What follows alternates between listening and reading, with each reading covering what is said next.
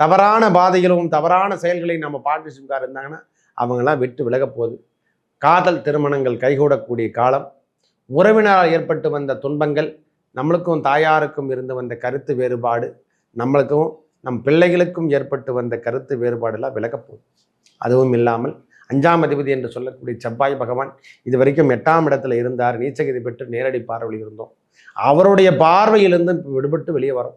ஏன்னா 26ஆம் தேதிக்கு அப்புறம் அந்த கடகத்தில் இருந்த செவ்வாய் பகவானும் இறங்கி சிம்மத்துக்கு வராரு. வேலை வாய்ப்புகளும் அதிகரிக்கக்கூடிய காலம். இந்த தந்தை உறவில் இருக்கிறவங்கள உடல்நலத்தில் மட்டும் சற்று அக்கறை எடுத்துங்க. அவங்களால் நம்மளுக்கு சொத்துக்கள் கிடைக்கிறதுக்கான பாக்கியம் வரப்போகுது. இனி தொந்தரவு என்பது கிடையாதுன்னே நீங்கள் சொல்லலாம். எனக்கு தெரிஞ்ச வரைக்கும் தொந்தரவான விஷயங்கள், தொந்தரவான பாதைகளோ தனுசு ராசிக்காரங்களுக்கு இனி தடை கிடையாது. ஐயா, ஒரு பிஸ்னஸுக்கு 3 பிஸ்னஸ் கூட பண்ணுங்க, நான் உடனே சொல்லி. எந்த விஷயமா இருந்தாலும் மேலோங்கி இருக்கக்கூடிய இடத்துக்கு நீங்கள் செல்லுங்கள். அதாவது வடக்கு அல்லது கிழக்கு நோக்கி செல்லக்கூடிய பாகத்தால் உங்கள் உயர்வான காலங்கள் உறுதிப்படுத்தும்.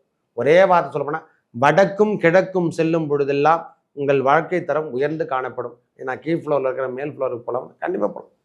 அதெல்லாம் இதுக்கு எந்த சம்பந்தமும் கிடையாது. இடமாற்றமோ சேஞ்சஸோ ஏதோ ஒன்று செய்து கொள்ளுங்கள். இந்த மாதம் வெள்ளோட்டம் தருகின்ற மாதமாக அமையப்போகுது. சின்ன சின்ன உடல் உபாதைகள் இருக்கும், அதில் மட்டும் கொஞ்சம் பார்த்துங்க. ஏன்னா 6ஆம் இடத்துல சூரிய பகவான் வருவதும், அதே மாதிரி 9ஆம் இடத்துலையும் கேது பகவான் அந்த இடத்துக்கு செல்வதும், இந்த தலையாக இருந்து வந்த பிரச்சனை, தலையாக இருந்து வந்து செயல்பட்டு வந்த ப்ராப்ளம் இதெல்லாம் மாறப்போகுது. எனது அன்புள்ளம் கொண்டவ தனுசு ராசி நேயர்களே, தனுசு ராசிக்கு இந்த வைகாசி மாதம் எவ்வாறு இருக்க போகுது?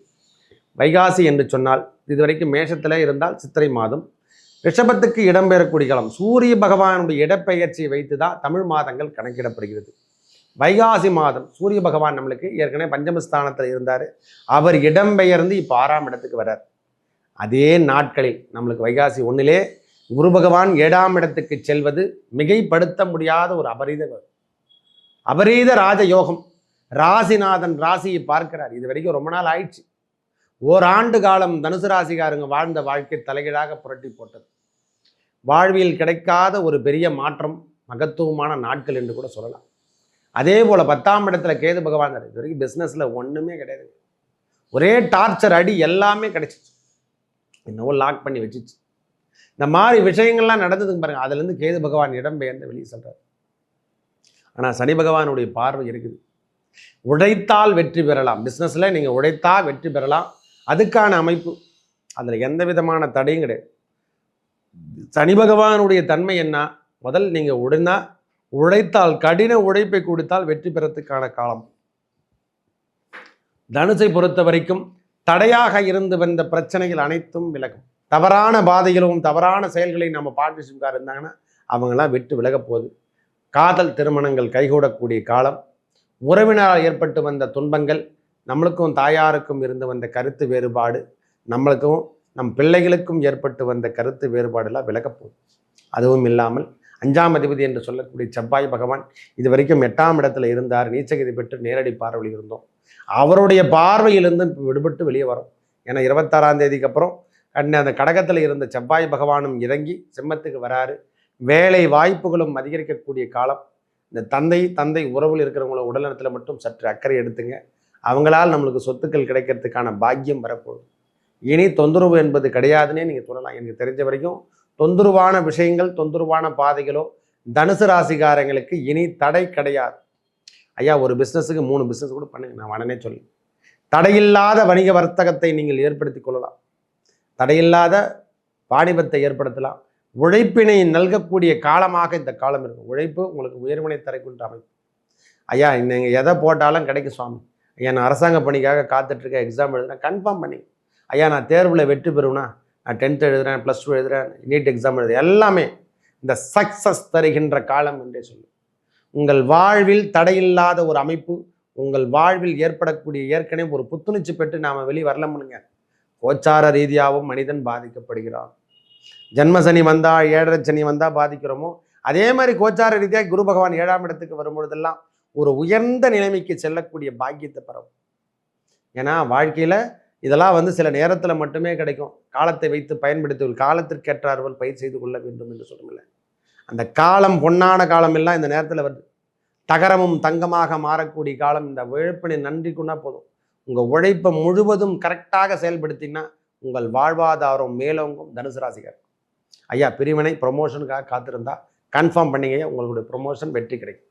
வெளியூர் மாற்றங்கள் கண்டிப்பாக உண்டு. டிரான்ஸ்ஃபர் கிடைச்சுன்னா தயவு செய்து போங்க, உங்கள் முன்னேற்றத்துக்கான முதல் படி என்று எடுத்துக்கலாம். ஐயா நீங்கள் டிரான்ஸ்ஃபர் வேணும், நான் வீடை மாற்றோம், இடம் மாற்றிக்க போகிறேன், வீட்டை மாற்றிக்க போகிறேன், ஆஃபீஸ் மாற்ற போகிறேன், எந்த விஷயமா இருந்தாலும் மேலோங்கி இருக்கக்கூடிய இடத்துக்கு நீங்கள் செல்லுங்கள். அதாவது வடக்கு அல்லது கிழக்கு நோக்கி செல்லக்கூடிய பாகத்தால் உங்கள் உயர்வான காலங்கள் உறுதிப்படுத்தும். ஒரே வார்த்தை சொல்லப்போனால் வடக்கும் கிழக்கும் செல்லும் பொழுதெல்லாம் உங்கள் வாழ்க்கை தரம் உயர்ந்து காணப்படும். ஏன்னா கீழ் ஃப்ளோரில் இருக்கிற மேல் ஃப்ளோருக்கு போகலாம், கண்டிப்பாக போகலாம். அதெல்லாம் இதுக்கு எந்த சம்பந்தமும் கிடையாது. இடமாற்றமோ சேஞ்சஸோ ஏதோ ஒன்று செய்து கொள்ளுங்கள். இந்த மாதம் வெள்ளோட்டம் தருகின்ற மாதமாக அமையப்போகுது. சின்ன சின்ன உடல் உபாதைகள் இருக்கும், அதில் மட்டும் கொஞ்சம் பார்த்துங்க. ஏன்னா 6ஆம் இடத்துல சூரிய பகவான் வருவதும், அதே மாதிரி 9ஆம் இடத்துலையும் கேது பகவான் அந்த இடத்துக்கு செல்வதும், இந்த தலையாக இருந்து வந்த பிரச்சனை, தலையாக இருந்து வந்து செயல்பட்டு வந்த ப்ராப்ளம் இதெல்லாம் மாறப்போகுது. ஏன்னா 10ல் இருந்தால் தொழில்காரகன் அல்லவா, சனி பகவானுடைய பார்வை மட்டும். நாம் உழைத்தால் கண்டிப்பாக வெற்றி உண்டு. அதுக்கான 100க்கு 100% நீங்கள் போட்டீங்கன்னா விதை முளைக்கும்.